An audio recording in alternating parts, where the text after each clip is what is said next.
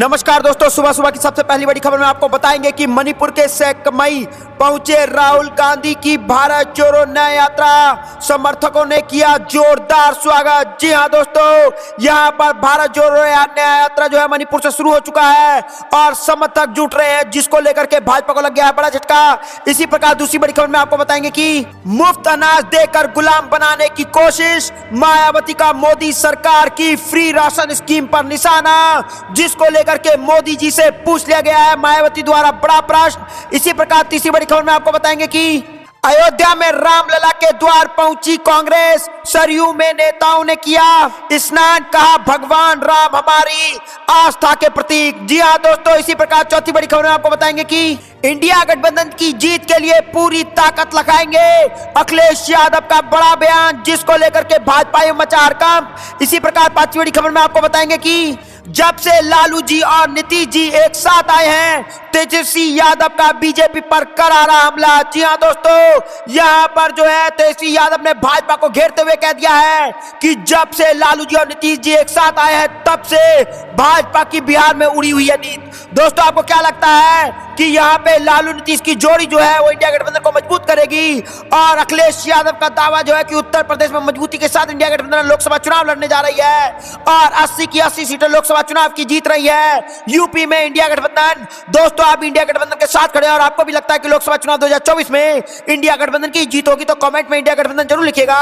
इस वीडियो को like, channel को सब्सक्राइब करके रख लीजिए। रुक करते हैं पहली खबर की तरफ। मणिपुर के सेकमई पहुंचे राहुल गांधी की भारत जोड़ो न्याय यात्रा, समर्थकों ने किया जोरदार स्वागत। जी हां दोस्तों, आपको पता चले कि राहुल गांधी की भारत जोड़ो न्याय यात्रा का आज दूसरा दिन है। राहुल गांधी मणिपुर के इंफाल वेस्ट में यात्रा शुरू कर चुके हैं और इस वक्त वो वेस्ट इंफाल के सेकमई में है। जैसे ही यात्रा सेकमई पहुंची, वहां के स्थानीय लोगों ने जोर शोर से यात्रा और राहुल गांधी का स्वागत किया। इस दौरान कलाकारों द्वारा मणिपुर के पारंपरिक नृत्य पेश किए गए। बड़ी संख्या में कांग्रेस समर्थक नारेबाजी करते नजर आए और दरअसल 2024 से चुनाव से ठीक पहले राहुल गांधी ने भारत जोड़ो न्याय यात्रा का ऐलान कर एक बार फिर पार्टी को मजबूत करने की कोशिश की है। यह न्याय यात्रा 20 मार्च तक चलेगी और 15 राज्यों में करीब 6700 किलोमीटर की दूरी तय करेगी। एक दिन पहले यात्रा के आगाज के दौरान राहुल ने केंद्र सरकार पर मणिपुर को लेकर के जमकर हमला बोला है। राहुल गांधी बोले, अन्याय के दौर में गुजर रहा है देश। जी हां दोस्तों, यहाँ पे कांग्रेस के पूर्व अध्यक्ष राहुल गांधी ने भारत जोड़ो न्याय यात्रा को शुरू किया और देश के लिए ऐसा दृष्टिकोण रखने पर जोर किया जिसे जो हिंसा और नफरत पर नहीं बल्कि सद्भाव और भाईचारे पर आधारित होगा।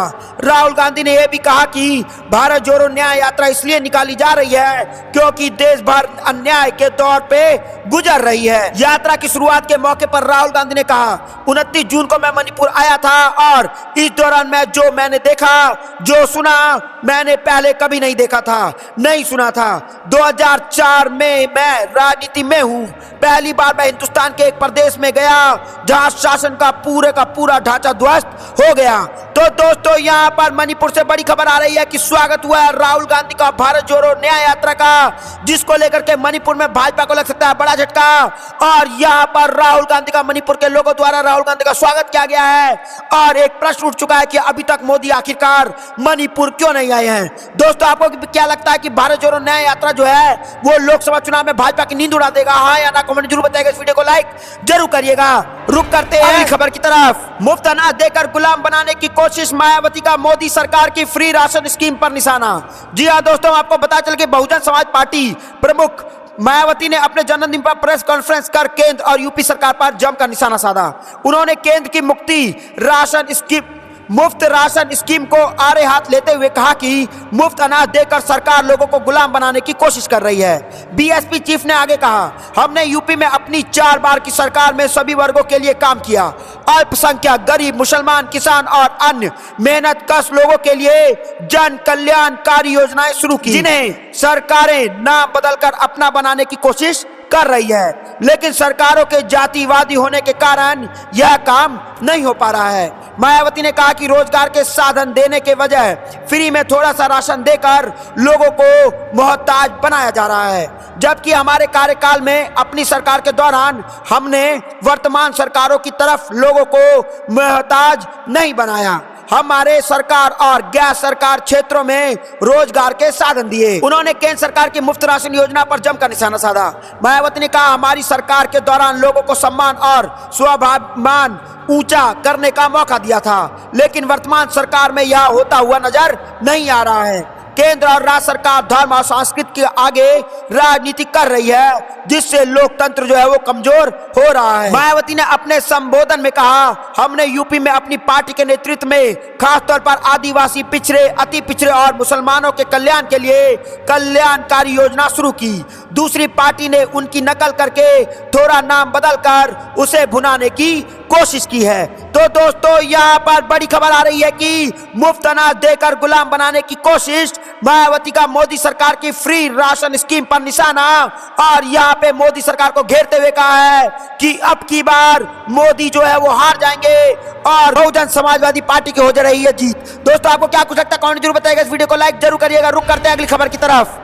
अयोध्या में रामलला के द्वार पहुंची कांग्रेस, सरयू में नेताओं ने किया स्नान, कहा भगवान राम हमारी आस्था के प्रतीक। जी हां दोस्तों, हम आपको बताते चले कि भारतीय राष्ट्रीय कांग्रेस की उत्तर प्रदेश इकाई सोमवार को मकर संक्रांति के अवसर पर अयोध्या में रामलला के द्वार पहुंचे। इस दौरान कांग्रेस नेता ने सरयू में स्नान किया और भगवान को आस्था का प्रतीक बताया। यूपी कांग्रेस प्रमुख अजय राय ने पार्टी नेता अविनाश पांडे, दीपेंद्र हुड्डा और अखिलेश प्रताप सिंह के साथ अयोध्या में सरयू नदी पवित्र डुबकी लगाई। कांग्रेस नेता दीपेंद्र सिंह हुड्डा ने कहा कि भगवान श्री राम हमारी आस्था के प्रतीक हैं। हमारा मानना है कि राम सबके हैं और भगवान राम हर व्यक्ति के भीतर हैं। यह पहली बार नहीं जब मैं अयोध्या आया हूँ। मैं 1 साल पहले रामलला की पूजा करने के लिए यहाँ आया था। इस संदर्भ में दीपेंद्र सिंह हुड्डा ने सोशल मीडिया साइट एक्स पर पोस्ट किया। उन्होंने लिखा, आज मकर संक्रांति के अवसर पर एक बार पुनः अयोध्या पहुंचकर पवित्र सरयू नदी में स्नान कर मां सरयू का आशीर्वाद प्राप्त करने का सौभाग्य मिला। जय श्री राम। कांग्रेस प्रमुख अजय राय ने कहा, आज हम भगवान राम के दर्शन करेंगे। आज मकर संक्रांति का शुभ दिन है और हमारे सरयू नदी में पवित्र स्नान किया है। तो दोस्तों, यहाँ पर जो है कांग्रेस के बड़े बड़े नेता ने जो है वो अयोध्या में रामलला के द्वार पहुंच गए हैं और सरयू में नेताओं ने किया है स्नान और कहा कि भगवान राम हमारी आस्था के प्रतीक हैं। वो सिर्फ एक पार्टी के मोहर नहीं है। दोस्तों, आपको भी लगता है कि भगवान राम सबके हैं? भाजपा इनका नाम का प्रयोग कर रही है राजनीति के लिए और भाजपा धर्म की राजनीति पर उतर रही है, लेकिन धर्म की राजनीति करने से भाजपा को लोकसभा चुनाव 2024 में बड़ा झटका लग सकता है। आपको जो भी कुछ लगता है कमेंट जरूर बताइएगा। इस वीडियो को लाइक जरूर करिएगा। रुक करते हैं अगली खबर की तरफ। इंडिया गठबंधन की जीत के लिए पूरी ताकत लगाएंगे, अखिलेश यादव का बड़ा बयान। जी हां दोस्तों, हम आपको बता चले कि वर्चुअल बैठक में शामिल न होने पाने के सवाल पर सपा प्रमुख अखिलेश यादव ने कहा कि पूरा इंडिया गठबंधन एकजुट है और वह अपने प्रत्याशियों को लोकसभा चुनाव में जीत के लिए पूरी ताकत लगा देगा। गौरतलब हो कि अखिलेश यादव शनिवार को इंडिया गठबंधन की वर्चुअल मीटिंग में शामिल नहीं हुए थे। उनके साथ ममता बनर्जी भी शामिल नहीं हुई थी। इसके बाद इंडिया गठबंधन में मनमुटाव की बातें मीडिया में चलनी शुरू हो गई थी। अखिलेश यादव ने इसे साफ किया है। उन्होंने कहा कि प्रत्याशी चाहे जिस दल का हो, इंडिया गठबंधन का हिस्सा बन जाने के बाद उसे पूरा एकजुटता के साथ जिताएंगे। सपा अध्यक्ष अखिलेश यादव ने कहा कि वर्ष 2024 में होने वाले लोकसभा चुनाव चुनौतीपूर्ण साबित होने वाले हैं और इस चुनावों के साथ ऐसा मुद्दा जुड़ा है जिनका लंबे समय तक असर होना है। समाजवादी पार्टी उत्तर प्रदेश की सभी 80 सीटों पर भाजपा एनडीए को शिकस्त देने के लिए पीडीए व इंडिया गठबंधन को मजबूत देने के लिए संकल्पित है। पीडीए इंडिया गठबंधन का जो भी प्रत्याशी घोषित हो उसी पूरी एकजुटता से जिताएंगे। और अखिलेश यादव ने जारी बयान में कहा कि लोकतंत्र और संविधान पर खतरा मंडरा रहा है। महंगा, भ्रष्टाचारी और बेरोजगारी चरम पर है। महिलाएं और बच्चों की जिंदगी रोज ब रोज असुरक्षित होती जा रही है। भाजपा इन गंभीर सवालों से किनारा कर जनता को भटकाना चाहती है। भाजपा की नफरती राजनीति का मुकाबला समाजवादी पार्टी विचारधारा से ही हो सकता है। समाजवादी पार्टी के राष्ट्रीय अध्यक्ष अखिलेश यादव ने मकर संक्रांति, लोहरी, बिहू और पोंगल पर्व पर बधाई देते हुए सभी देशवासियों के सुख और समृद्धि का कामना किया है और कहा है कि यह पर्व सामूहिक रूप से बनाए जाते हैं और मकर संक्रांति पर्व धार्मिक आस्था और सांस्कृतिक चेतना को पुष्ट करता है। तो दोस्तों यहाँ पर अखिलेश यादव ने साफ साफ कह दिया है कि इंडिया गठबंधन की जीत के लिए पूरी ताकत लगा देंगे अखिलेश यादव, और भाजपा कितना भी हल्ला गुल्ला कर ले अखिलेश यादव इंडिया गठबंधन के साथ खड़े हैं। दोस्तों आपको क्या लगता है लोकसभा चुनाव में एनडीए वर्सेस इंडिया किसकी जीत होगी? कमेंट जरूर बताइएगा। इस वीडियो को लाइक जरूर करिएगा। रुक करते हैं अगली खबर की तरफ। जब से लालू और नीतीश एक साथ आए हैं तब से भाजपा की उड़ गई है नींद। तेजस्वी यादव का भाजपा पर करारा हमला। जी हां दोस्तों, हम आपको बता चले कि राजद के दिग्गज नेता और बिहार के उप मुख्यमंत्री तेजस्वी यादव ने भारतीय जनता पार्टी पर निशाना साधा है। सोमवार को उन्होंने पटना में पत्रकारों से बातचीत करते हुए कहा कि जब से महागठबंधन बना है तभी से भाजपा घबराई हुई है और भाजपा के पास अब कोई मुद्दा नहीं बचा है। डिप्टी सीएम तेजस्वी यादव ने आगे कहा, जब से लालू यादव जी और नीतीश कुमार जी एक साथ आए हैं और जिस हिसाब से राज्य में विकास किया जा रहा है, बेरोजगारों को नौकरी दी जा रही है, हमने आरक्षण भी बढ़ाया है, इसी के साथ जाति आधारित सर्वे कराया है। उप मुख्यमंत्री ने कहा कि भाजपा पूरी तरह से घबरा गई है। तेजस्वी यादव यही नहीं रुके, उन्होंने आगे कहा कि हमारी सरकार में कई नई नीतियों को लागू किया गया है। बिहार में निवेशकों के लिए भी सम्मेलन का आयोजन हुआ जिसमें 50,000 करोड़ के MOU साइन हुआ है। तो लोगों में जो थोड़ा डर था वो जो है वो कम हो गया है और ये लोग तो अपना वादा पूरा कर रहे हैं। ऐसे में ये लोग कुछ भी ऐसे उससे फर्क नहीं पड़ता है। तो दोस्तों यहाँ पर तेजस्वी यादव ने भाजपा सरकार को घेर लिया और साफ साफ कहा है कि बेरोजगार को अगर कोई नौकरी दे रहा है तो वो सिर्फ जो है वो बिहार की सरकार दे रही है। और जब से लालू प्रसाद यादव और नीतीश कुमार एक साथ आए हैं तब से भाजपाइयों की नींद उड़ चुकी है और भाजपा को बिहार में लगने जा रहा है बड़ा झटका। दोस्तों आपको क्या लगता है कि लोकसभा चुनाव 2024 में इंडिया वर्सेस एनडीए किसकी सन बनने जा रही है सरकार? कमेंट में जरूर बताइएगा। और आप भी दोस्तों अगर लालू प्रसाद यादव के साथ खड़े हैं तो इस वीडियो को लाइक, चैनल को सब्सक्राइब करके रख लीजिए। रुक करते हैं अगली खबर की तरफ। भाजपाइयों से लड़ाई को तैयार पूर्व सीएम शिवराज सिंह के बेटे कार्तिकेय को मिल गया कांग्रेस का साथ। जी हां दोस्तों, यहां पर बड़ी खबर आ रही है कि पूर्व सीएम शिवराज सिंह चौहान मुख्यमंत्री पद से इस्तीफा के बाद से लगातार सुर्खियों में हैं। हाल ही में उनके बेटे कार्तिकेय चौहान का वीडियो वायरल हुआ था जिससे राजनीतिक सरगर्मियां बढ़ गई थी। कार्तिकेय भाजपा को चुनौती देते हुए नजर आए थे। उन्होंने बयान दिया था कि अगर उन्हें पार्टी से भी लड़ना पड़े तो वह लड़ने को तैयार हैं। अब कांग्रेस कार्तिकेय के समर्थन में उतरी है और मध्य प्रदेश कांग्रेस मीडिया विभाग के अध्यक्ष के मिश्रा ने कार्तिकेय के बयान की जमकर तारीफ की। वहीं शिवराज सिंह चौहान पर निशाना साधा है। के मिश्रा ने शिवराज सिंह चौहान पर निशाना साधा और कहा कि कार्तिकेय तारीफ करते हुए सोशल मीडिया पर लिखा कि आप में सच को सच कहने का साहस है, जिसमें इसका अभाव है।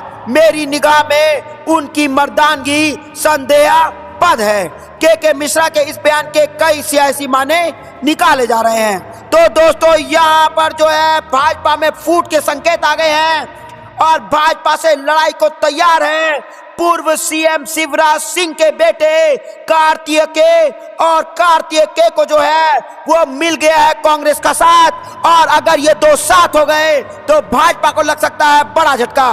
दोस्तों आपको क्या लगता है कि लोकसभा चुनाव में भाजपा की बुरी तरीके से हार होने जा रही है और इंडिया गठबंधन की होगी जीत और भाजपा के कई बड़े नेता जो हैं उनमें फूट हो गया है और वो कांग्रेस पार्टी कभी भी हाथ थाम सकते हैं कांग्रेस का?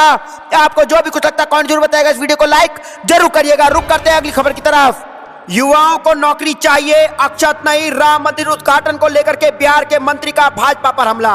जी हां दोस्तों, आपको पता चले कि अयोध्या में राम मंदिर प्राण प्रतिष्ठा समारोह को लेकर के बिहार में राजनीतिक घमासान जारी है। नीतीश कुमार के मंत्रिमंडल के दो मौजूदा मंत्री ने आयोजक के समय को लेकर के सत्तारूढ़ भाजपा पर कटाक्ष किया है।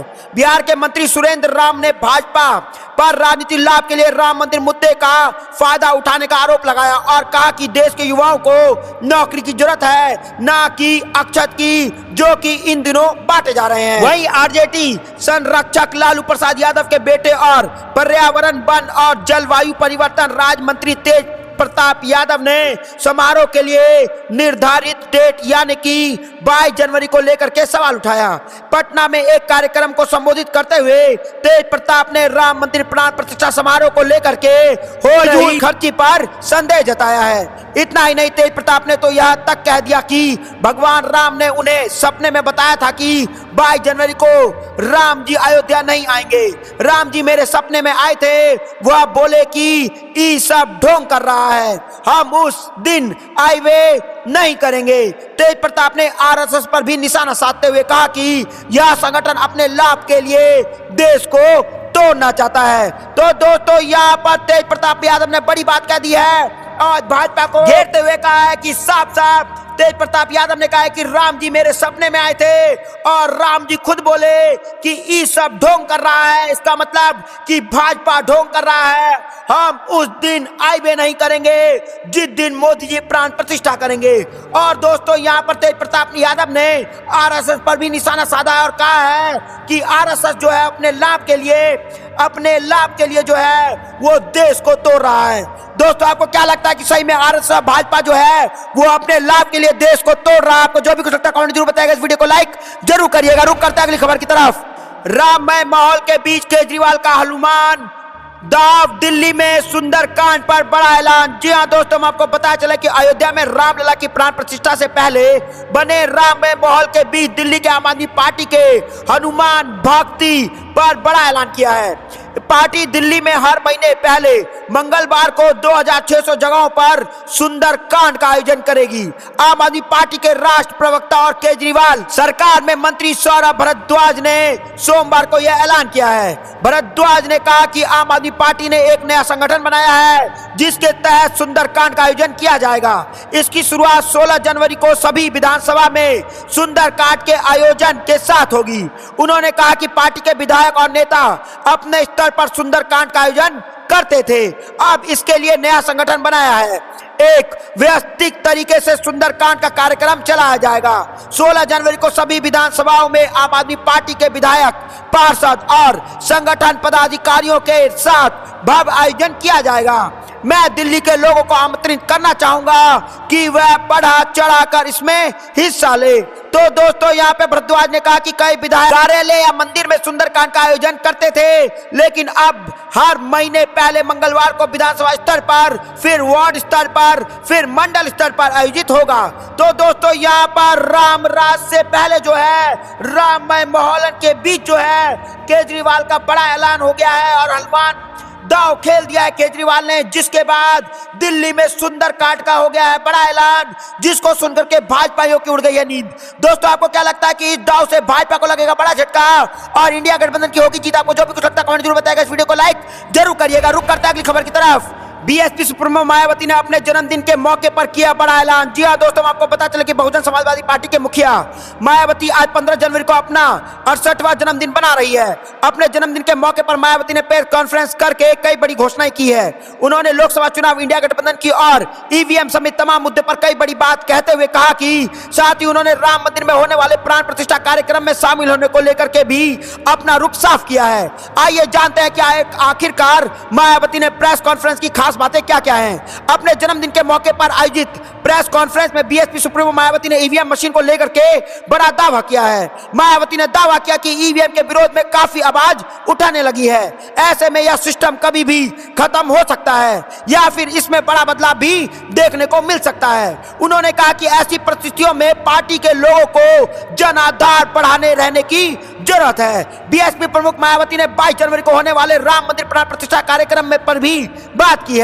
उन्होंने कहा कि राम मंदिर निमंत्रण मिला है, लेकिन वहां जाने पर फैसला नहीं लिया गया है। उन्होंने कहा कि बीएसपी अकेले धर्मनिरपेक्ष पार्टी है, मुझे तो आमंत्रण मिला है, उसका स्वागत करते हैं, लेकिन अगर मैं जनता के कार्यों में व्यस्त रही तो राम भगवान से बाद में मिल लूंगी। तो दोस्तों, आपको क्या लगता है कि राम भगवान से ज्यादा मिलना जरूरी मायावती के लिए जो जनता से लिए काम करना है? और जैसे कृष्ण भगवान ने कहा था कि कर्म ही पूजा है, और यहाँ पे मायावती जो है वो कर्म के साथ खड़ी है, वो जनता के साथ खड़ी है, और राम मंदिर तो कभी भी जाकर रामलला से मिल लेंगी। दोस्तों, आपको क्या कुछ लगता है कि आप भी मायावती के साथ खड़े हैं? तो आप कमेंट में जरूर बताइएगा। इस वीडियो को लाइक, चैनल को सब्सक्राइब करके रख लीजिए। रुक करते हैं अगली खबर की तरफ। उद्धव ठाकरे गुट के पहुंचे सुप्रीम कोर्ट। शिंदे गुट के विधायकों की अयोग्यता पर स्पीकर के फैसले को दे दी चुनौती। जी हां दोस्तों, हम आपको पता चले कि विधायकों को अयोग्य ठहराने की याचिका को खारिज करने के लिए महाराष्ट्र विधानसभा के स्पीकर राहुल नार्वेकर के फैसले पर उद्धव ठाकरे गुट के सुप्रीम कोर्ट का दरवाजा खटखटाया है। मुख्यमंत्री एकनाथ शिंदे के नेतृत्व वाली शिवसेना और पूर्व सीएम उद्धव ठाकरे की शिवसेना का एक दूसरे के विधायकों के खिलाफ दायर अयोग्य याचिकाओं को स्पीकर राहुल नार्वेकर ने बुधवार को खारिज कर दिया था। नार्वेकर के इस दौरान कहा था कि शिंदे की शिवसेना ही असली शिवसेना है। ऐसा इसलिए क्योंकि चुनाव आयोग ने भी यह बात मानी है। ऐसे में विधायकों की सदस्यता बरकरार रहेगी। यह फैसला शिवसेना के चीफ उद्धव ठाकरे के लिए बड़ा झटका था। तो दोस्तों, यहाँ पर बड़ी खबर आ रही है कि उद्धव ठाकरे के गुट पहुंचा सुप्रीम कोर्ट और शिंदे गुट के विधायकों की अयोग्यता पर स्पीकर के फैसले को दे दी गई है चुनौती। और यहाँ पर कभी भी भाजपा की सरकार गिर सकती है, एकनाथ शिंदे की सरकार गिर सकती है। दोस्तों, आपको क्या कुछ लगता है कि खरीद फरोख्त कर भाजपा हर राज्य में जीती है और सुप्रीम कोर्ट के इस पे ऊपर बड़ा फैसला लेना चाहिए? आपको जो भी कुछ लगता है कमेंट जरूर बताइए। इस वीडियो को लाइक और चैनल को सब्सक्राइब करके रख लीजिए। जय हिंद, जय भारत।